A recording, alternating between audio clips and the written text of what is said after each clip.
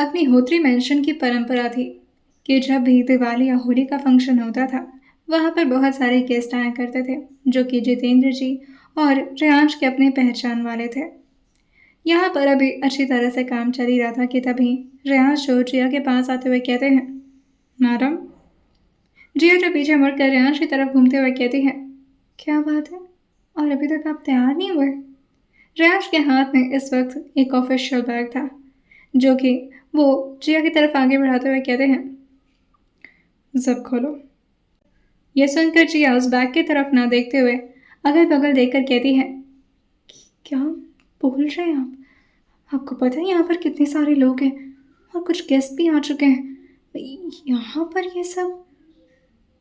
रेयांश जो जिया की बात पर अपना गर्दन हल्का सा टिल्ट करते हुए कहते हैं, जिया, बैग का जिप। जिया, तुम कहाँ देख रही हो? जिया तुरंत ही अपनी नज़र उठाकर रेयांश के चेहरे की तरफ देखती है और फिर उसका ध्यान जाता है रेयांश के हाथ में पकड़े उस बैग की तरफ, और वो अपनी सिर पर मारते हुए कहती है, ओह, आप बैग की बात कर। मैं रेयांश उसके करीब आते हुए कहते हैं, कुछ ज़्यादा ही अश्लील बन रही हो तुम, सोच समझ कर। मैं जिया जो हल्का सा पीछे होते हुए कहती है, डॉक्टर ने मना किया है, ज़्यादा मेहनत नहीं कर सकते इस वक्त। रेयांश पीछे की तरफ देखकर अपना हाथ जोड़ते हैं और एक आइविंग करते हुए कहते हैं, इसकी तरफ से मैं माफ़ी मांगता हूँ, थोड़ी बदमाश है मेरी बीवी। जिया जैसे ही पीछे की तरफ देखती तो वहां पर टेम्पल था, जहां से वो तुरंत ही रेयांश का हाथ पकड़कर आगे की तरफ आते हुए कहती है, आप भी वहां पर ये सब करना शुरू कर दिए? बातें करनी थी तो साइड में बुला लेते ना। रेयांश कहते हैं, मैं तो तुम्हारे लिए कुछ लेकर आया था, इसी वजह से मैंने सोचा कि तुम्हें ये खुद से बोलो खोलने के लिए, पर तुम तो कुछ और ही सोचने लगी। जिया जो रेयांश की बात सुनते हुए कहती है, हाँ, बोली में बनिए, चाहते तो बैग का भी सब बोल सकते थे, ठीक है। रेयांश उसके दिमाग पर टच करते हुए कहते हैं, मैं तो सिर्फ देखना चाह रहा था कि तुम कितनी डर्टी माइंडेड हो। खैर, खोलो इसे, और एक्चुअली रूम में चल के खोलो। जिया ये सुनकर कहती है, ठीक है, आप भी चलिए। रेयांश अपने शर्ट के कॉलर को ठीक करते हुए कहते हैं, तुम्हारी नीयत ठीक नहीं लग रही है जिया, अभी तुम इतनी भी हेल्दी नहीं हुई हो। जिया जो झूठ में ही उनके कंधे पर मारते हुए कहती है, सुधर जाइए आप, और ये बोल करके वो सीढ़ियों की तरफ जाने लगी थी। प्रार्थना जी जो रेयांश और जिया को रूम में जाता देखकर कहती हैं, तुम लोग कहाँ चले? अरे सब गेस्ट आने वाले हैं, पूजा की तैयारी करनी है, पंडित जी भी आ रहे हैं। मैं जिया जी कहती है, मैं इन्हें ज़रा तैयार करके आती हूँ, देख रहे हैं ना, अभी अभी ऑफिस से आ रहे हैं काम करके। प्रार्थना जी जो बस अपने सर पर हाथ रख के अपना सर हिला लेते, वहीं जिया जो रेयांश का हाथ पकड़कर एक्साइटेड होते हुए अंदर की तरफ लाते हुए कहती है, क्या है इसमें, और मेरे लिए ऐसा कौन सा गिफ्ट है जो आप मुझे पर्सनली देना चाह रहे थे? रेयांश उसे कहते हैं, कुछ ऊट पटांग मत सोचो, अभी 1 साल तक तो तुम्हारे साथ ऐसा कुछ भी करने का प्लान नहीं है।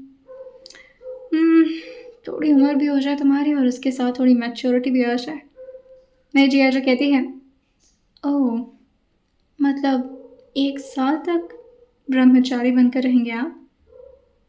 रेयांश अपना चेहरा ना मिलाते हुए कहते हैं, नो वे माई डार्लिंग, अब इतना भी शरीफ मत बनाओ मुझे, तुम्हारे आने से पहले तो मैं शरीफ ही था। आते हुए और ये बोलकर वो पीछे रखे काउच पर जाकर आराम से बैठते हैं और सिगरेट अपने हाथ में लेते हुए कहते हैं, खोलो बैग को और चेक करो उसमें क्या है।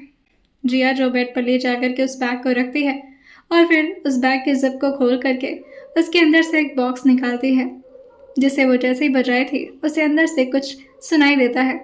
वो जल्दी जल्दी ऊपर के रैप्ड पेपर को निकालती है और फिर अंदर के चीज़ को देखकर कहती है, मुझे पता ही था, बाकी हस्बैंड की तरह आप भी मेरे लिए ज्वेलरीज लेकर आएंगे, thank you so much.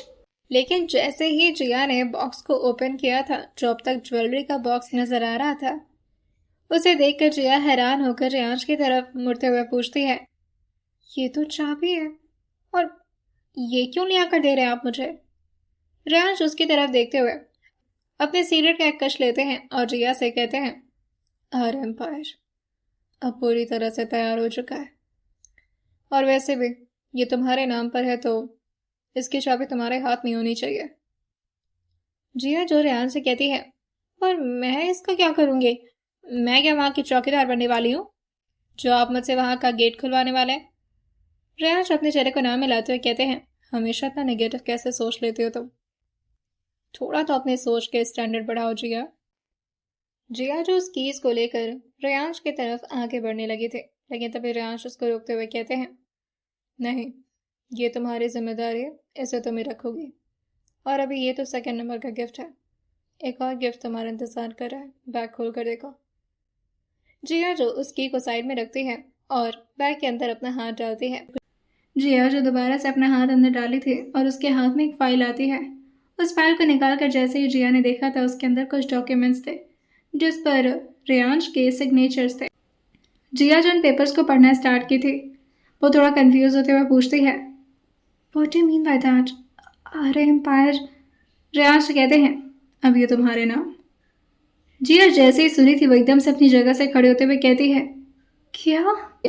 Even shock से उसके हाथ से फाइल भी नीचे गिर गया था।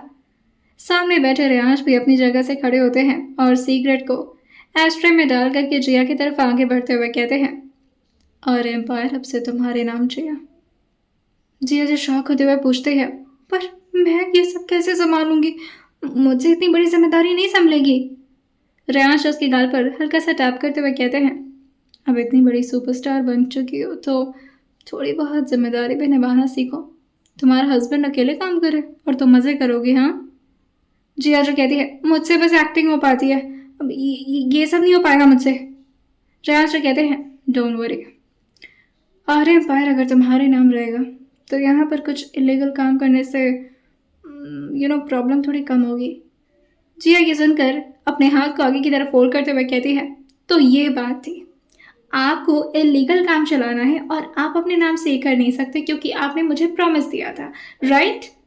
रेयांश अपना चेहरा नाम हिलाते हुए कहते हैं, मैंने भगवान को प्रॉमिस दिया था। और एक पंडित है, पता नहीं वो स्टूपिड है या क्या है, पर उसने मुझे ये बोला था कि जब भी कोई गलती हस्बैंड करता है तो उसकी सज़ा वाइफ को मिलती है। तो अगर कोई गलती तुमसे होगी तो सज़ा मुझे मिलेगी, राइट?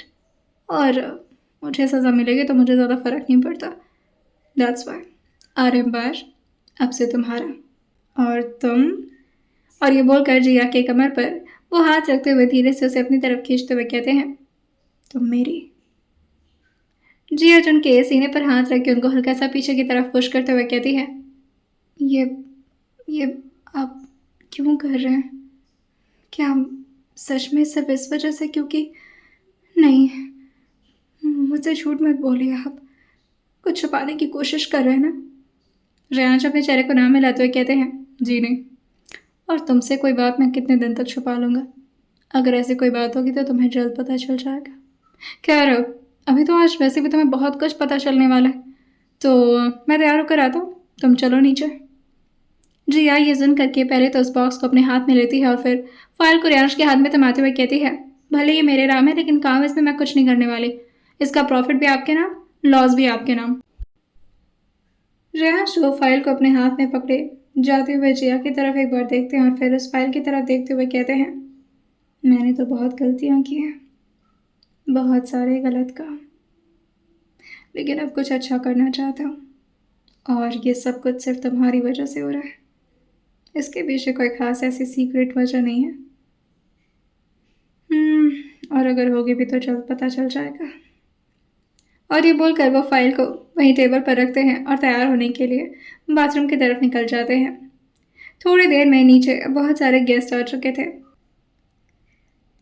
अग्निहोत्री मेंशन के गार्डन जो पूरी तरह से दीप और लाइट से सजा हुआ था, वहीं अंदर से नेहा जो अपने हाथ में थाल लेकर आ रही थी जिसमें बहुत सारे घी के दिए जल रहे थे, वो जिया की तरफ आते हुए कहती है, जिया मेरी मदद कराओ। लेकिन तभी बगल से गौरव जाते हुए कहता है, मुझसे भी मदद मांग सकती हो चाहो तो। जैसे एक हेल्प चाहिए थी तुमसे जिया। जिया जो गौरव की तरफ देखकर पूछती है, कैसी मदद? मैं करवा तो रही हूँ। और ये बोलकर वो दिया अपने हाथ में उठाते हुए बाहर की तरफ ले जाने लगी थी, लेकिन तभी गौरव उसको रोकते हुए उसके ठीक सामने आकर कहता है, तुमसे एक पर्सनल मदद चाहिए थी, अगर तुम्हारे पास 2 मिनट का वक्त हो तो। जिया जो कहती है, हाँ बोलिए, सुन रही हूँ। लेकिन अभी भी वो बार बार नेहा की तरफ जाती और उसके थाल में से दिए लेकर बाहर की तरफ आती। गौरव जिसको रोकते हुए कहता है, ये क्या भागा दौड़ी लगा रखी हो, पहले मेरी बात तो सुन लो। जिया जो रुकते हुए कहती है, जल्दी बोलिए वरना मम्मी जी गुस्सा करेंगी, क्योंकि दिए जलने का वक्त हो चुका है। क्या बात है, कुछ प्रॉब्लम है? गौरव जी कहता है, वेट। और ये बोलकर वो उसको थोड़ा साइड एरिया में लेकर जाता है जहाँ पर थोड़े कम लोग थे, और अपने पॉकेट से एक छोटा सा रिंग बॉक्स निकालते हुए कहता है, ये प्रॉब्लम है, मुझे समझ नहीं आ रहा है मैं कैसे दूँ। जिया जो देख करके थोड़ा हैरान होते हुए कहती है, ये मुझे क्यों दे रहे हैं, मैं क्या करूँगी इसका? गौरव जी कहता है, तुम वाकई में इतनी बेवकूफ़ हो या फिर बनने की एक्टिंग करती हो? और रियांश भाई को तुम्हें पसंद क्या आया था? ये सुन करके जिया जो तुरंत ही वहाँ से गुस्सा करके जाने लगी थी, लेकिन तभी गौरव जो उसको रोकते हुए कहता है, अच्छा अच्छा अच्छा, सॉरी सॉरी सॉरी, मेरी बात सुन लो, ये मुझे तुम्हारी बहन को देना है। अब मुझे समझ में नहीं आ रहा मैं उसे कैसे दूँ, मतलब थप्पड़ वप्पड़ तो नहीं मारेगी ना वो? और अगर उसे टाइकोंडो आता हुआ तब तो मेरे हाथ पैर टूटेंगे आज। जिया जैसे ये सुनती है वो खुश होकर के कहती है, क्या मेरी बहन को प्रपोज करने वाले हैं आप? गौरव जो शर्माते हुए कहता है, मैं सोच तो यही रहा हूँ, पर ये प्रपोजल कहीं मेरे लिए ट्रेजेडी तो नहीं बन जाएगी ना? ज़्यादा मारेगी तो पहले बता दो, मैं थोड़ा सेफ्टी वगैरह लेकर जाऊँगा। जिया जो हंसते हुए कहती है, अरे आशिकी में लोग अपनी जान दे देते हैं, थोड़ा बहुत मुंह फुड़वा लेंगे तो क्या हो जाएगा। वैसे आपको ना आरव को अपने साथ ले लेना चाहिए, वो आपकी अच्छी तरह से सिक्योरिटी कर पाएगा। ये सुन करके गौरव को तो गुस्सा आ रहा था, लेकिन जिया मजे ले रही थी। पीछे से नेहा जो आते हुए कहती है, क्या चल रहा है तुम लोग का, और तुम कहाँ रह गई जिया? ये पकड़ो, दिया की थाल है। वहीं जिया जो आइवन करते हुए कहती है, आप यहाँ पर बिजी रहिए, मैं जाती हूँ ये सब काम करने। और वो गौरव से कहती है, ऑल द बेस्ट, और हाँ जो होगा सबसे पहले मुझे बताएगा। नेहा भी अभी जिया के पीछे पीछे जाती, लेकिन गौरव जो उसके बाजू पकड़ करके उसे पीछे की तरफ लाते हुए कहता है, मेरी बात ध्यान से सुनो। वहीं नेहा जो इस तरह से उसको हाँफते हुए देखकर बोलती है, क्या वो तबीयत तो ठीक है ना तुम्हारी, और हाथ क्यों पकड़ रहे हो मेरा? वहीं गौरव जी कहता है, देखो यार, तुम इतने टाइम तक अग्निहोत्री मैंशन में रही, इसके लिए मैं बहुत ज़्यादा शुक्रगुजार हूँ। वैसे भी टाची जी से ना मैंने ही रिक्वेस्ट किया था कि तुम यहाँ पर रुक जाओ, और फाइनली तुम रुक भी गई। तो तुमने कहा कि तुम दिवाली के बाद चली जाओगी यहाँ से, तो मैंने सोचा कि अब नहीं बताऊँगा तो कब बताऊँगा। वहीं नेहा को कुछ तो सस्पिशियस लग रहा था, और वो गौरव से पूछती है, क्या बात है, जल्दी बोलो, मुझसे वेट नहीं हो रहा। गौरव जो थोड़ा आगे बढ़ता है और फिर अपने घुटनों पर बैठते हुए कहता है, नेहा, आई नो कि तुम्हारी फैमिली बहुत टॉक्सिक थी, और तुम लोगों ने अपनी लाइफ में बहुत कुछ सफ़र किया है। शायद मैं रियांश भाई जैसा बहुत ही ज़्यादा परफेक्ट हस्बैंड तो नहीं बन पाऊँगा, पर आई ट्राई माई बेस्ट। अगर तुम अगर तुम मुझे मौका दे सको तो प्लीज़ सैंडल मत निकालना प्लीज़। नेहा में भी उसकी तरफ झुकी थी, जिससे गौरव थोड़ा सा डर गया था, और वो तुरंत अपने चेहरे को नीचे की तरफ कर लिया था। वहीं नेहा तो उस रिंग को देखने के लिए झुकी थी, और वो उस रिंग की तरफ देखते हुए कहती है, इसका तो डायमंड नहीं है, ये खाली रिंग क्यों पहना रहे हो मुझे? जिस जगह पर डायमंड की जगह बनाई गई थी वहाँ पर पूरी जगह खाली थी। गौरव जो धीरे से खड़े होते हुए कहता है, वो अभी मेरा ना पॉकेट थोड़ा टाइट है, भाई की कंपनी में ना जॉब मिल गई है मुझे, अब भाई की बस पहली सैलरी आने दो, उसके बाद से ना मैं लगवा लूँगा डायमंड भी इसमें। वहीं नेहा जो गुस्साते हुए कहती है, तो तुम मुझे बिना डायमंड के रिंग पहना रहे थे, इससे अच्छा तो तुम मुझे फूल का रिंग पहना देते। गौरव थोड़ा सा गिल्टी होते हुए कहता है, सॉरी, आई नो ये थोड़ा सा वियर्ड है, पर हमारा रिलेशन भी तो वियर्ड है ना। आई मीन मैं इमेच्योर सा, तुम परफेक्शन, मैच्योरिटी, और आई मीन बेस्ट हो तुम। वेल तुम चाहो ना तो मैं इसमें डायमंड लगा सकता हूँ, अब शायद उसका स्टोन इसमें फिट नहीं आएगा, पर मैं कर सकता हूँ ये। नेहा जो से पूछती है, और वो कैसे? गौरव जो आस पास की तरफ दिखाते हुए कहता है, इतने सारे गेस्ट आए हैं, बहुत सारे लोगों ने पहन रखा है, डायमंड के हार, डायमंड का ये, डायमंड का वो, किसी का भी चुरा लूँगा, कोई दिक्कत नहीं है, वैसे भी हाथ सफाई करने में बहुत माहिर हूँ मैं। नेहा ये सुन करके थोड़ा पीछे होते हुए कहती है, अभी तक तो तुम सिर्फ नल्ले थे, और अब तुम चोर भी बन चुके हो, और ये टैलेंट तुम मुझे दिखा रहे हो, वो भी उस वक्त जब तुम मुझे प्रपोज कर रहे हो। तुम वाकई में बहुत वियर्ड हो, और एक बात बताओ, जब मुझसे इस प्रपोज़ल की कहानी कोई पूछेगा, इवन हमारे बच्चे पूछेंगे, तो मैं क्या बोलूँगी उनसे? कि तुम्हारे पापा ने मुझे काली रिंग पहनाकर प्रपोज़ किया था और ऑफ़र दे रहे थे कि किसी का डायमंड चुरा लूँगा। छी! Shame on you Gaurav, shame on you. ये बोलकर अभी वो वहाँ से जाती, लेकिन तभी गौरव जो कहता है, अच्छा सॉरी मैं। एक मिनट, व्हाट? हमारे बच्चे? और ये बोलकर वो दौड़ते हुए उसके सामने आकर उसको रोकते हुए कहता है, ब्रेक ब्रेक ब्रेक, अब एक मिनट ब्रेक। तुम तुम और मैं हमारे बच्चे होंगे? नेहा जो पूरे सीरियस टोन में पूछती है, क्यों नहीं होंगे? लेकिन तभी गौरव जो कहता है, होंगे होंगे होंगे, तो मैं चुरा के लाऊं डायमंड? वही नेहा जो उसके हाथ से रिंग छीनते हुए कहती है, इसी से काम चला लूंगी, कोई बात नहीं। और दोनों लोग पैसे मिला करके खरीद लेंगे एक डायमंड की रिंग। और ये बोलकर वो अंदर की तरफ चली जाती है। वहीं गौरव जो इस वक्त थोड़ा डर और थोड़ा शर्म से पानी पानी हो चुका था और उसके माथे से पसीने जो उसके चेहरे पर गिर रहे थे, वह हैंकरचीफ लेकर के अपने पसीने को पोंछते हुए अंदर की तरफ आने लगा था। लेकिन अभी वो जैसे ही अंदर की तरफ आता, उससे पहले ही उसे नीचे की तरफ कुछ हलचल महसूस होती है और वो 2 कदम पीछे होते हुए बगल की तरफ देखता है। जिस बगल वो इस वक्त देख रहा था, वहां पर खिड़कियां लगी हुई थी जो कि बेसमेंट की थी। और उसे बेसमेंट की खिड़कियों पर जैसे ही कुछ महसूस हुआ था, वो अपने कदम को उसी तरफ बढ़ा लेता है और नीचे अभी झुक करके वो देखता, उसे कुछ अजीब सा चीज़ नज़र आता है और वो डर के मारे 5-6 कदम पीछे होकर के धड़ाम से नीचे की तरफ गिरता है। आस पास के आए हुए कुछ मेहमान जो उसकी हरकतों पर हंसने लगे थे, लेकिन गौरव की तो इस वक्त बुरी तरह से फट गई थी और वो दौड़ते हुए अंदर की तरफ पहुंचता है और अपने भाइयों को ढूंढने लगता है। रोनी जो भी उसके सामने से दौड़ कर जा रहा था कि तभी वो उसे अपने गोद में उठाते हुए पूछता है, बेटा पापा कहाँ तुम्हारे? रोनी जो इशारा कर दिया था जहां पर इस वक्त मृदुल, राधिका, दर्शन और वीर एक दूसरे से आपस में कुछ बातें कर रहे थे, उन लोग के साथ इस वक्त प्रार्थना जी और शिवराज जी भी मौजूद थे। जितेंद्र जी जो बाहर आए हुए कुछ गेस्ट को देख रहे थे। जैसे ही गौरव ने दर्शन और वीर को देखा था, वो तुरंत ही रोनी को नीचे की तरफ छोड़ता है और भागकर उन्हीं दोनों के पास आ जाता है और पीछे से उन दोनों के कंधों पर हाथ रखते हुए कहता है, मुझे कुछ इंपॉर्टेंट बात करनी है, प्लीज चलो यहाँ से। लेकिन तभी वीर जो कहता है, अबे चुप यार, देख नहीं रहा बात कर रहे हैं बड़े लोग, यहाँ से निकल। लेकिन दर्शन को गौरव का चेहरा दिख गया था और उसके चेहरे पर इस तरह की सीरियसनेस कभी भी दर्शन ने नोटिस नहीं की थी, जिस वजह से वीर तो नहीं मगर दर्शन उसके साथ चला आता है। गौरव जी काफ़ी घबरा रहा था, इवन उसकी सांस भी अच्छी तरह से ली नहीं जा रही थी उससे। दर्शन जो उसको रिलैक्स करते हुए पूछता है, क्या बात है और क्या हो गया तुझे, सब ठीक है ना? और नेहा का प्रपोजल भारी तो नहीं पड़ गया ज़्यादा? दर्शन को गौरव के बारे में काफ़ी चीज़ें पता होती थी और यह बात भी उसने दर्शन को बता रखी थी। लेकिन गौरव अपने चेहरे को ना मिलाते हुए कहता है, नहीं, मुझे अंदर कुछ दिखा है, वहाँ कुछ है, वहाँ कुछ है भाई, कुछ डरावना। ये सुनकर दर्शन भी थोड़ा घबराते हुए पूछता है, किस बारे में बात कर रहा है तू? क्या है डरावना और कहाँ पर?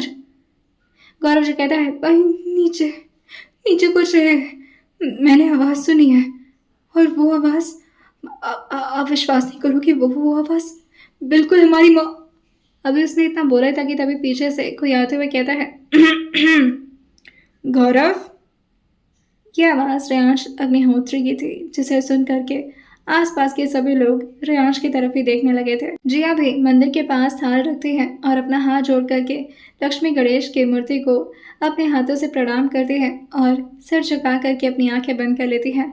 रेयांश की आवाज़ सुनते हुए वो अपने मन में ही कहती है, ये इंसान भले आपके सामने हाथ जोड़ करके सिर झुकाए ना झुकाए, लेकिन इस आदमी का दिल बहुत अच्छा है, तो इस वजह से इन्हें हमेशा खुश रखिएगा। तरफ मुड़ गई थी और रेयांश को देख करके वो खुश होते हुए कहती है, पहली बार लाइट कलर का कपड़ा पहने महाराज, थैंक गॉड। और वो दौड़ कर रेयांश के बगल में आती है जहाँ पर इस वक्त रेयांश गौरव को घूर रहे थे। जिया जो रेयांश के बगल में आकर उनके बाजू के बीच अपना हाथ फंसाते हुए कहती है, क्या बात है और इतना गुस्से में क्यों है आप? रेयांश का भी एक्सप्रेशन जिया को देखकर एकदम से नॉर्मल हो गया था और वो गौरव की तरफ आगे बढ़ते हुए जिया के हाथ में हाथ डाले हुए कहते हैं, कुछ कह रहे थे तुम गौरव, क्या हुआ? लेकिन तभी दर्शन जो गौरव का हाथ पकड़ लिया था और उसको इशारे में ही मना कर देता है। और वह रियांश की तरफ आकर के उन्हें साई रख देते हुए कहता है, हैप्पी दिवाली। कहाँ था सुबह से? रियांश कहते हैं, ऑफिस में। और कहाँ? यू नो वॉट, वैसे भी मुझे फेस्टिवल्स वगैरह ज़्यादा पसंद नहीं है, so obviously I love my work. और फिर वो जिया के गालों के पास आकर अपने होंठ को छुआते हुए कहते हैं, लुकिंग लाइक माई वाइफ। ये सुनकर जिया स्माइल करती है और गौरव की तरफ देखते हुए पूछते हैं, क्या हुआ आपके प्रपोजल का? कहीं इसी वजह से तो नहीं आपके मुंह पर 12 बजे हुआ है? लेकिन गौरव तो पूरी तरह से सुन्न पड़ चुका था और अचानक से जैसे ही अभी वो कुछ बोलने वाला था, रियाज ने उसकी पूरी बात को कंप्लीट क्यों नहीं होने दिया। ये बात बार बार गौरव को ट्रिगर कर रही थी। रियाज और जिया से कहते हैं, तुम जाओ जरा महिला मंडली में देखो सब ठीक तो है, और कुछ गेस्ट भी आए जो तुमसे मिलना चाह रहे हैं। You know you are a superstar. तब तक मैं अपने भाई से कुछ बात कर लेता हूँ। जिया अपने सर को हाँ मिलाते हुए कहती है, हाँ हाँ करिए, और पूछ भी लीजिएगा नेहा दीदी का क्या हुआ। रियाज बस उसकी बात पर स्माइल कर दिए थे और जैसे जिया वहां से गई थी, वो गौरव के कंधे पर हाथ रखते हुए कहते हैं, इधर आओ। गौरव जो अपना कंधा रियाज के हाथों से छुड़ाने की कोशिश करते हुए बोलता है, सॉरी भाई।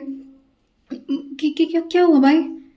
लेकिन तभी रियाज उसे कॉर्नर साइड में लेकर आते हैं जहाँ पर थोड़ी दूर से गैलरी शुरू होती थी और वहीं से हॉल की शुरुआत है। आस पास उन्हें कोई नजर नहीं आता और वो गौरव को अपने थोड़ा करीब लाकर पूछते हैं, क्या बताने चाह रहे थे दर्शन को? गौरव जो कहता है, मैं कुछ नहीं भाई। लेकिन तभी रियांश उसकी गाल पर अपना हाथ रखते हुए बोलते हैं, गौरव मुझे क्लियरली बताओ, दर्शन भाई को तुम क्या बताने जा रहे थे? या तो प्यार से, या फिर। और फिर उसके कुर्ते के कॉलर पर अपना हाथ रखते हुए कहते हैं, मैं अपने तरीके से पता कर लूँगा। बताओ नीचे ऐसा क्या देख लिया तुमने? गौरव जी कहता है, आपको भी नहीं पता? आपको भी नहीं पता ना? मुझे तो लगा ही था वहां पर कोई भूत है। भाई मैं सच बता रहा हूँ, आप ना विश्वास नहीं करोगे, लेकिन मैंने अपनी आंखों से देखा है, नीचे कोई तो डरावनी सी चीज़ है भाई। आवाज़ भी सुना है जो बिल्कुल मेरी मॉम की तरह लग रही थी, और मेरी मॉम से बात भी नहीं हुई है। कहीं ऐसा तो नहीं कि मेरी मॉम निकल ली? और ये बोल करके वो बेवकूफ़ों की तरह रियांश के गले लग करके रोने लगा था।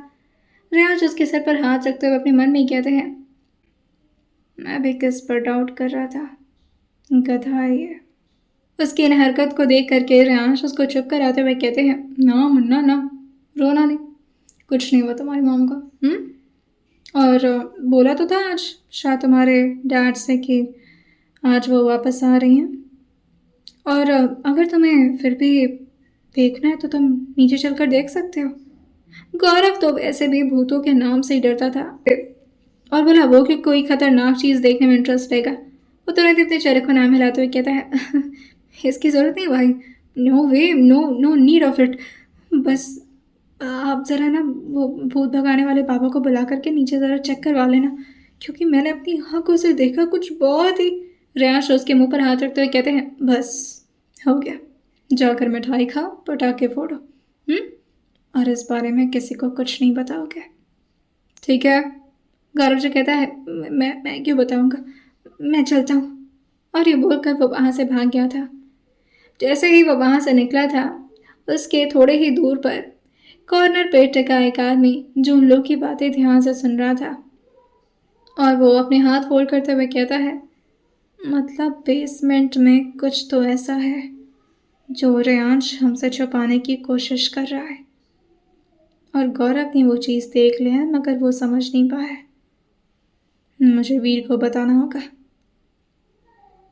रियांश भी उस तरफ से जा रहे थे और जाते जाते उन्होंने दर्शन को थोड़े ही दूर पर देखा था, जो काफ़ी सस्पिशियस तरीके से इधर उधर किसी को ढूंढ रहा था। रियांश दर्शन के पास आते हुए कहते हैं, बाहर नहीं चलना है, आइए आपको कुछ इंपॉर्टेंट गेस्ट से मिलवाता हूँ। आप भी देखकर कहेंगे, वाह, ऐसे वीआईपी गेस्ट से आखिर मिलने का मौका मुझे कैसे मिल गया। मगर इस वक्त दर्शन को रियांश के वीआईपी गेस्ट में नहीं, बल्कि नीचे छुपे उस बेसमेंट के राज में इंटरेस्ट था जो वो देखना चाहता था। वहीं इस वक्त बाकी लोग एंजॉय कर रहे थे। दर्शन जो इस वक्त वीर को ढूंढने के लिए रियांश को छोड़ करके आगे बढ़ जाता है, वहीं रियांश जो जिया को अपने साथ बाहर की तरफ लेकर आए थे, लेकिन उनकी नज़र बार बार दर्शन पर जा रही थी और वो कुणाल को दर्शन और वीर पर नज़र रखने के लिए कह देते हैं। वहीं रियाज जो जिया को बाहर लेकर आए थे और बाहर आए हुए कुछ सेलिब्रिटी और कुछ गेस्ट से रियाज को मिलाते हुए कहते हैं, जिया, मीट गोविंद, पॉल एंड श्रीदेश। ये हमारे 3 डायरेक्टर हैं जो हमारी नेक्स्ट मूवी पर काम करने वाले हैं। और मीट प्रियांशी। जैसे जिया ने एक प्यारी सी लड़की को देखा था, वो अपना हाथ झटके से बढ़ाते हुए कहती है, hello, my self Jiya Agnihotri, Mrs Jiya Agnihotri. सामने खड़ी लड़की जो कहती है, आई नो यू मैम, और आपको कौन नहीं जानता है। वैसे भी उस एक्सीडेंट के बाद आप कुछ ज़्यादा ही पॉपुलर हो गई हैं। जिया जो स्माइल करते हुए कहती है, हाँ, कभी कभी कुछ बुरी चीज़ों से भी इंसान फेमस हो जाता है। वेल, ये कौन? श्रेयांश कहते हैं, ये तुम्हारी डाइट ट्रेनर है और उसके साथ ही तुम्हारी बॉडी फिटनेस पर यही केयर करेंगे। तुम्हें किस तरह की डाइट लेनी है, किस तरह का खाना खाना है, और सबसे इम्पॉर्टेंट तुम्हें कितना एक्सरसाइज करना है, लाइक वर्कआउट टाइप्स। जिया जो कहती है, मुझे कौन सा अखाड़ा लड़ने जाना है जो मेरे लिए इतना सब कुछ हो रहा है। श्रेयांश जिया के सिर पर धीरे से अपना हाथ रखते हुए कहते हैं, जिया, तुम्हें मूवी करनी है ना? ये सुनकर जिया को याद आया था कि हाँ, रियांश ने मूवी के बारे में जिक्र किया था और वो उसके गाल पर हल्का सा अपना हाथ चलाते हुए कहते हैं, अब तुम हेल्दी हो चुकी हो तो हम 3 से 4 दिन में मूवी का शूट स्टार्ट कर रहे हैं। जिया जो खुश होते हुए कहती है, दैट्स सो ग्रेट, ओके। वैसे मैं तो काफ़ी फिट हूँ ना, मुझे तो नहीं लगता कि मुझे अपनी बॉडी में ज़्यादा फिटनेस की ज़रूरत है। और डाइट में मतलब मैं नॉनवेज नहीं खाती हूँ। वो प्रियांशी से बात करने लगी थी। वहीं रियांश जो पीछे मुड़कर देखते हैं तो उन्हें ना तो दर्शन नजर आया था और ना ही वीर। वो तुरंत ही अपना फ़ोन निकाल करके कुणाल को कांटेक्ट करते हैं, लेकिन कुणाल भी इस वक्त फ़ोन रिसीव नहीं कर रहा था। ये सब देख करके रियांश तो तुरंत ही शक हो जाता है कि कहीं दर्शन और वीर बेसमेंट की तरफ तो नहीं निकल गए। और रियांश का शक काफ़ी हद तक सच था, क्योंकि दर्शन और वीर वाकई में ही बेसमेंट की तरफ ही आए थे। वीर जो अपना फ़ोन लेकर टॉर्च ऑन किया हुआ था और वो दर्शन का हाथ ज़ोर से पकड़े हुए कहता है, ये कहाँ लेकर आ गए हो, और ये क्या जगह है यार, पूरी भूतहा जगह लग रही मुझे। ऐसे होते हैं भूत वाली मूवीज़, और फिर ऐसे जगह पर आते हैं फिर भूत का दोष देते। अरे भाई, उनका भी कुछ प्राइवेट स्पेस। लेकिन तभी दर्शन जो उसके मुंह पर अपना हाथ जोर से रखते हुए कहता है, श्श, अगर यहाँ कोई होगा तो भाग जाएगा, इसीलिए शांत रहो, बस चुपचाप चलते रहो। वीर जो उसके हाथ को अपने मुंह से हटाते हुए कहता है, गजब दिमाग है यार तुम्हारा, क्या तुम मैथ्स में टॉप करते थे।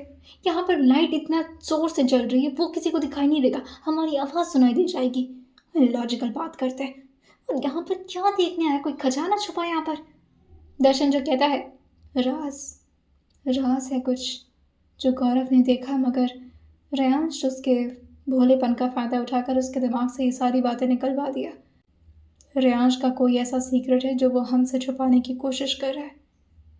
वीर जो अपनी जगह पर चुपचाप खड़ा हो गया था और अपने हाथ को फोल्ड करते हुए कहता है, एक बात बता, अगर उसका सीक्रेट हमें पता चल गया तो हमें कौन सा प्रॉफिट होने वाला है। दर्शन जो कहता है, यही तो तुम समझ नहीं पा रहे हो। अगर रेयांश अग्निहोत्री का कोई भी सीक्रेट हमारे हाथ लगता है तो इसमें हमारा बड़ा मुनाफा होने वाला है, क्योंकि अगर ऐसी कोई राज की बात है तो रेयांश उस राज से डरता होगा कि कहीं वो राज बाहर ना आ जाए। और अभी वो आगे वीर से कुछ बात कर ही रहा था, लेकिन तभी पीछे से उसे कुछ सामान के गिरने की आवाज़ आती है, जिससे वीर और दर्शन दोनों एक दूसरे के करीब आकर के खड़े हो गए थे और पीछे की तरफ लाइट मार के देखने लगते हैं। वीर जो दर्शन के बाजू को जोर से पकड़ते हुए कहता है, मैं तो गया, मैं नहीं बच रहा, तू मुझे भी ले डूबेगा भाई। उसे अच्छे से कहलाना है, फिर उसके लिए कोई सिबलिंग भी पैदा करना है, ये तो कहाँ फंसा दिया मुझे। लेकिन तभी वहाँ पर एक लड़का और एक लड़की की आवाज़ आ रही थी, क्या कर रहे हो, कोई देख लेगा, दिवाली के दिन भी नहीं छोड़ रहे हो तुम मुझे। वही एक लड़के की आवाज़ आती है, तो क्या करूँ, तुम तो वैसे मुझे भाव देती नहीं हो, और ऊपर से जब भी बात करने की कोशिश करता हूँ इस बारे में हमेशा नाक फुलाकर चली जाती हूँ। अब भी बेसमेंट में तो कोई नहीं आ रहा ना, पर जो मन चाहे वो कर सकते हैं, किसी को कुछ पता नहीं चलेगा। वही लड़की जो गहरी सांस भरते हुए कहती है, और अगर आंसर को पता चल गया ना तो हमें कच्चे चबा जाएंगे वो, कि हम उनके मेंशन के बेसमेंट में ये सब कर रहे हैं। और तुम्हें बेसमेंट की चाबी इसलिए नहीं दी थी, यहाँ पर सफाई करने के लिए तुम्हें रेहान सर ने चाबी दिलवाई थी। तो बहुत घटिया इंसान हो। वही वो लड़का सोचते हुए कहता है, अरे अब तुम्हें देखकर तो मैं घटिया बन ही चुका हूँ। क्यों ना दिवाली के दिन अपनी ज़िंदगी में भी कुछ प्रॉफिट कमाया जाए। वीर अपने कानों पर हाथ रखता है और फिर अपने चेहरे को दर्शन के कान के पास लाते हुए कहता है, ये सब क्या सुनवा रहे हो भाई? ये खजाना है, ये वो राज है, ये सब देखेंगे हम, और इससे रियांश हमें हमें प्रॉफिट नहीं पनिशमेंट देगा। इन दोनों कल्प्रिट के साथ हम भी फंसेंगे। वही दर्शन भी अपना मुंह सिकोड़ते हुए कहता है, छी, ये सब कर रहे हैं यहाँ पर इनके नौकर, कैसे नौकर रखते हैं ये? रियांश को पता चला तो वाकई में दोनों की मौत हो जाएगी आज।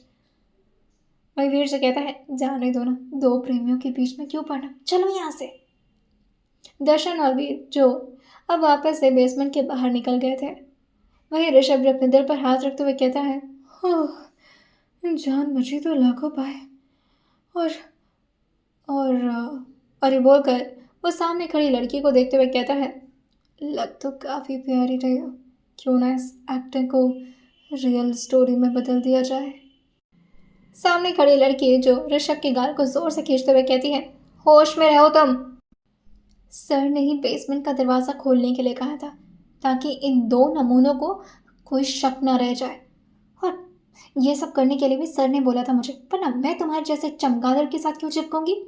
और ये बोल करके वो जोर से उसे धक्का देती है। ये रिद्धिमा थी और वो जल्दी जल्दी ऋषभ को अपने साथ ले जाते हुए कहती है, वैसे एक बात समझ नहीं आ रही है, मैं काफ़ी टाइम से बेसमेंट में आई नहीं हूँ, यहाँ पर तो वाकई में एक राज था, कहाँ गया? ऋषभ हंसते हुए कहता है, एक नहीं, तीन तीन राज, जिसमें से एक तो निकल लिए, दो बचे हुए हैं, और उन दो का क्या करने वाले हैं वो तो सिर्फ रेहान सर को पता है, क्योंकि वो क्या करते हैं हमें भी नहीं पता होता। सब कुछ ऊपर ठीक चल रहा था। प्रार्थना जी जो जिया के सिर पर अपना हाथ रखते हुए कहती हैं, बेटा पंडित जी से आशीर्वाद लिया तुमने? तो जिया जो भी आए हुए कुछ गेस्ट से बातें कर रहे थे। जिया जो अपने सर को हाँ मिलाते हुए कहते हैं, पूजा करते वक्त ही ले लिया था मम्मी जी। प्रार्थना जी जो कहती हैं, ये लो रक्षा सूत्र है तुम्हारा, और इसे पंडित जी ने दिया है, कह रहे थे कि अब तुम्हारी ज़िंदगी में सब कुशल मंगल होगा और बहुत जल्द खुशखबरी भी आने की उम्मीद है। जिया जो इस बात पर तुरंत ही अपने चेहरे को रियांश की तरफ घुमा ली थी, ऐसा प्रिटेंड कर रहे थे कि उसे प्रार्थना जी की कोई बात समझ नहीं आ रही, और सच तो ये था कि वो रियांश को देख देख करके मुस्कुराए जा रहे थे। लेकिन रियांश जो इस वक्त देख तो भले जिया की तरफ रहे थे, उनका दिमाग कहीं और था। जैसे ही कुणाल जो कि रियांश के कुछ मिस कॉल्स को देखता है, वो भाग कर रियांश के सामने आकर खड़ा हो गया था और गाते हुए पूछता है, sir is everything fine? Riyansh जो कहते हैं, ठीक है, वैसे कब आ रहे हैं वो दो लोग? जिया भी हम उन लोगों को ज्वाइन कर चुके थे, और वो रेहान से पूछते हैं, कौन से दो लोग? रेहान जो अब ऐसे नाम मिलाते हुए कहते हैं, कोई नहीं। और क्या बात है, उस समय से इतना चिपक क्यों रही हो? तुम्हारे पास और कोई नहीं है बात करने के लिए? जब मैं करीब आता था तब तो तुम्हें वेदिका वासना अपनी भाभीियों की याद आने लगती थी। जिया जो पीछे होते हुए कहती है, कि क्या आप बोलते हैं, आप सोच समझ कर बोला करिए। वो कुणाल की तरफ इशारा करती है। कुणाल जो अपने चेहरे को नीचे करते हुए कहता है, कोई बात नहीं, मैं प्रिटेंड कर लेता हूँ कि मैं यहाँ पर नहीं हूँ, आप लोग बातें कर लो। रियाज जो अपनी गर्दन को उसकी तरफ टिल्ट करते हुए बोलते हैं, प्रिटेंड क्यों करना है, इतना बड़ा ग्राउंड है, तुम निकल क्यों नहीं ले रहे यहाँ से? कुणाल जो एक चुटकी बजाते हुए कहता है, हाँ ये भी अच्छा आइडिया है, मैं निकल लेता हूँ। वही रियाज जो जिया के बाजू पर धीरे धीरे अपना हाथ हिलाते हुए कहते हैं, क्या बात है, आजकल कुछ ज़्यादा ही प्यार से देख रही हो। जिया जो अपना रक्षा सूत्र दिखाते हुए कहती है, ये देखिए पंडित जी ने दिया, और ये भी बोला कि सब कुछ कुशल मंगल होगा, और इसके साथ ही ना ये भी बोला कि खुशखबरी भी बहुत जल्द आएगी। रियाज उसकी हालत को देखकर कहते हैं, 1 साल तक तो इसका कोई चांस नहीं है जिया, क्योंकि 1 साल तक तो आप मूवी में व्यस्त रहेंगी, और शायद ये 1 साल 1.5 साल में भी बदल सकता है। जिया जो कहती है, नहीं इतना लंबा काम मत करवाएगा मुझसे।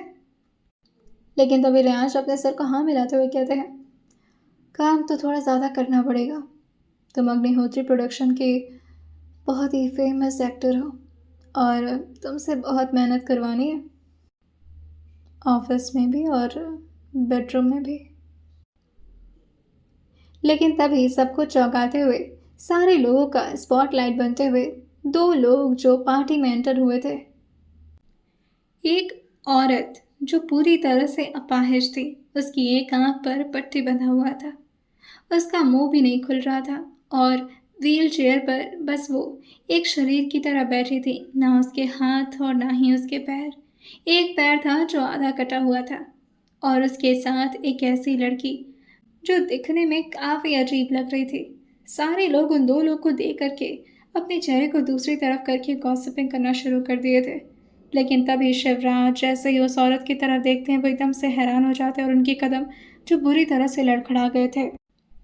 पीछे से दर्शन जो अपने डैड को संभालते हुए कहता है, पापा। शिवराज जो सामने की तरफ अपनी उंगली करते हुए कहते हैं, वो तुम्हारी तुम्हारी माँ है। पीछे से दर्शन ने भी जैसे ही अपने चेहरे को उस तरफ किया था, वो भी एकदम से हैरान रह गया था। उसे तो अपनी आंखों पर भरोसा ही नहीं होता और वो दौड़ कर अपनी माँ के पास आ जाता है।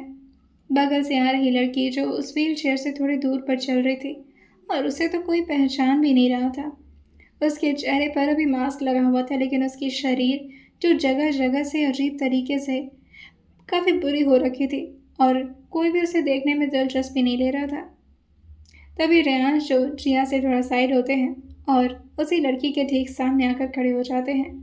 जिया जो रेयांश को रोकना तो चाह रही थी क्योंकि उसे लगा था कि शायद दिवाली का फंक्शन का फ़ायदा उठाकर कोई घुसपैठिया अंदर आ गया है। रेयांश जो जैसे प्रियंका के सामने आए थे, प्रियंका की आंखें तुरंत ही नीचे की तरफ झुक जाती हैं और वो धीरे से कहती है, मैं इससे ज़्यादा बेइज्जती बर्दाश्त नहीं कर सकती। मुझे मुझे यहाँ नहीं रहना। प्लीज़ आप मुझे यहाँ से जाने का ऑर्डर दे दीजिए। रेयांश जो उस लड़की को बहुत ही ध्यान से देख रहे थे, सिर्फ रेयांश ही थे जिसके अंदर इतनी हिम्मत हो पाई थी कि उस लड़की को इतने ध्यान से देखते हुए उसके सामने जाकर बात कर सके। प्रियंका, हैप्पी दिवाली, कैसी हो? रेयांश की टोन ही सुन करके प्रियंका जो अपने मुट्ठी को कस के बंद कर लेती है और अपने चेहरे को दूसरी तरफ करते हुए कहती है, दिखाई तो दे रहा है आपको कि मैं कैसी हूँ। रेयांश कहते हैं, वेल जो भी तुमने किया है इसके लिए तुम्हें थोड़ी सी अप्रिसिएशन तो मेरी तरफ से मिलती है। तुम्हारा पासपोर्ट रेडी है, तुम्हारी फ़्लाइट की बुकिंग भी हो चुकी है। अब दफ़ा हो जाए यहाँ से और इंडिया कभी वापस मुड़ कर भी मत आना। बात समझ आ रही है तुम्हें? प्रियंका तुरंत ही अपने सर को हाँ मिलाती है और तुरंत ही उस जगह से मुड़ जाती है। एक बार वो जाते हुए राजनंदिनी की तरफ देखी थी, लेकिन फिर वो अपनी गलती पर अपनी आंखें बंद किए हुए पछताते हुए तुरंत ही वहाँ से भागते हुए बाहर निकल गई थी। वहीं राजनंदिनी को देख करके तो पूरी फैमिली एकदम से शॉक में रह गई थी, लेकिन पंडित जी नहीं। पंडित जी जो बाहर आकर के एक बार राजनंदिनी की तरफ देखते हैं और फिर तुरंत ही उनका चेहरा रेयांश की तरफ घूम जाता है और उन्हें देख करके वो बस हल्का सा मुस्कुराते हुए अपने चेहरे को हिला लिए थे। सारे लोग बस अब इस बात का इंतज़ार कर रहे थे कि राजनंदिनी खुद इस बारे में उन लोगों को इन्फॉर्म करें कि आखिर वो इतने टाइम तक कहाँ थी, क्योंकि सब लोग को मैसेज तो आता था लेकिन कभी भी राजनंदिनी का कॉल नहीं आया था, जिसे सोच सोच करके शिवराज जी काफ़ी परेशान हो जाया करते थे। लेकिन जैसे ही राजनंदिनी से बार बार ये सवाल किया जाता है, वो अपनी जीभ को दिखाती हैं, जिसे देखकर प्रार्थना जी जो जाकर के जितेंद्र जी के सीने से लग गई थी और वो रोते हुए कहती हैं, ये हमारे घर पर इतना इतना बड़ा आपदा आ गया। दीदी। और ये बोल करके वो राजनंदिनी के सामने आकर बैठ गई थी, लेकिन रेयांश उन्हीं के बेटे थे जिसकी वजह से नंदिनी जी को उनके चेहरे देखने में बिल्कुल दिलचस्पी नहीं था। लेकिन कोई और बहुत ही शौक से राजनंदिनी के ठीक सामने आकर के बैठा हुआ था और काफ़ी टाइम से अपना गर्दन झुकाए उन्हीं को देखे जा रहा था। और ये कोई और नहीं बल्कि लूसीफर था, जो अब पूरी तरह से बड़ा हो चुका था। रेयांश उसके सिर पर धीरे से अपना हाथ फेरते हैं और फिर लूसीफर से कहते हैं, तुमने काफ़ी अच्छा शिकार ढूंढा था अपना। देखो आज क्या हालत हो गई इनकी। वेल तुम्हारा इसमें बहुत कंट्रीब्यूशन है, लेकिन अब इन पर कोई गंदी नज़र नहीं डालोगे तो अब ये तुम्हारा मील नहीं है।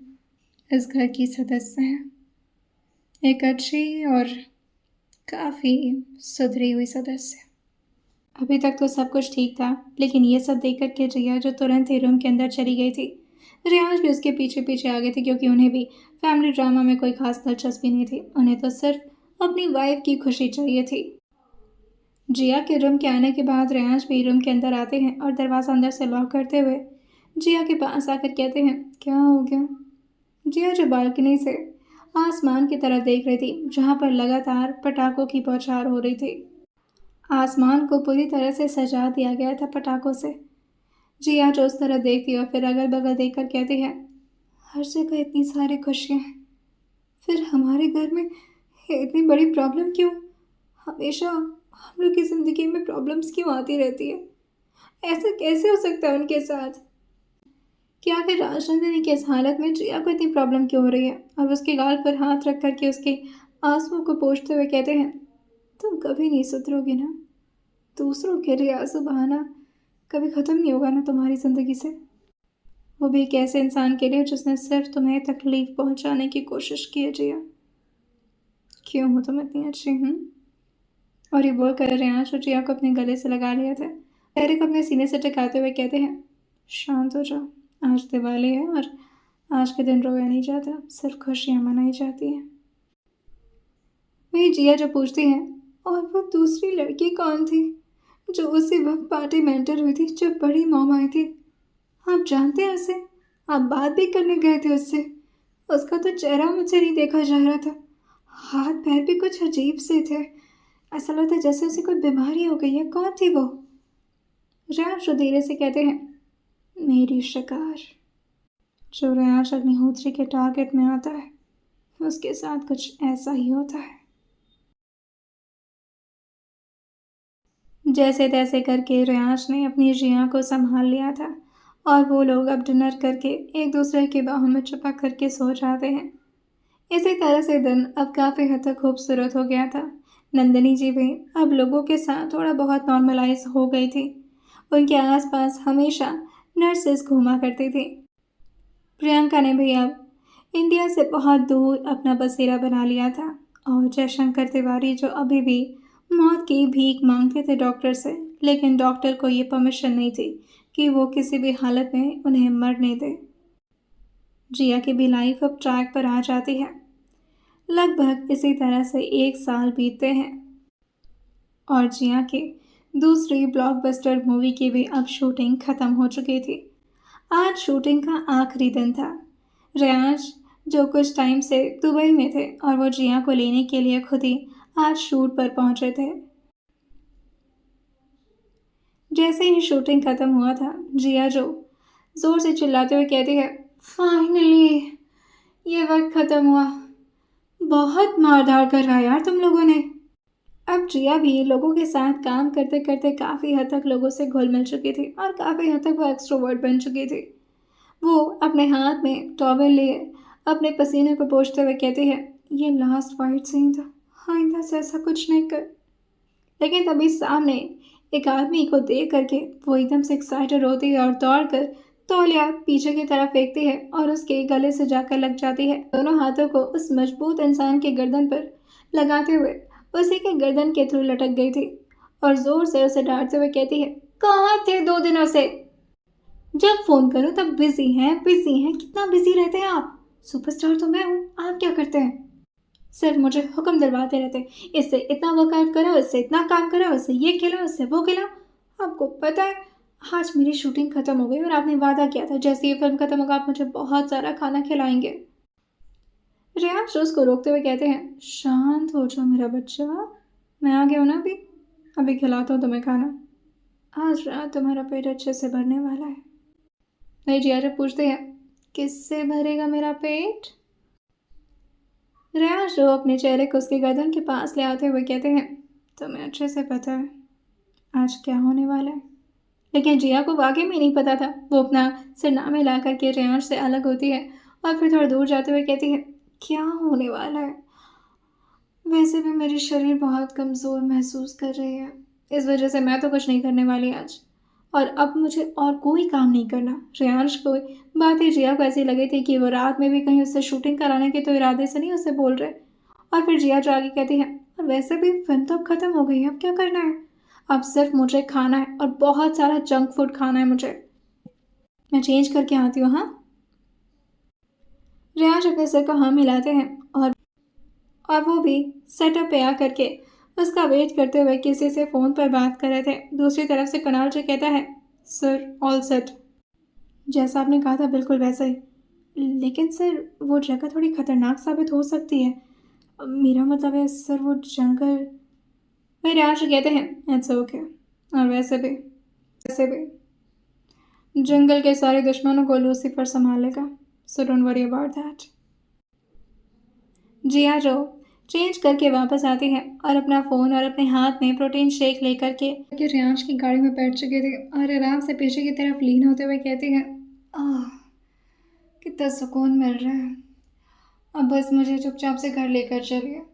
वो लोग काफ़ी टाइम से अग्निहोत्री मेंशन नहीं गए थे क्योंकि रेयांश के टू इस सेटअप का लोकेशन था वो रेयांश के फार्म हाउस से काफ़ी पास पड़ता था, जिसकी वजह से जिया को वहीं पर रखा जाता था और वो वहाँ पर डिस्ट्रैक्ट हो जाती। यहाँ पर उसके लिए प्रॉपरली जिम फिटनेस की जगह, उसके साथ ही उसकी ड्रेसिंग वगैरह भी काफ़ी हद तक मॉडर्न हुआ करती थी, जो ऑब्वियसली जिया अपने ससुराल में तो नहीं कर पाती। वहीं रेयांश जो जिया की हालत को देखकर उसके कंधे पर हाथ रखते हुए कहते हैं, तुम अपना प्रोटीन शेक पी लो, उसके बाद से तुम्हें कुछ खिला देता हूँ। वैसे भी रात में बहुत मेहनत करनी है।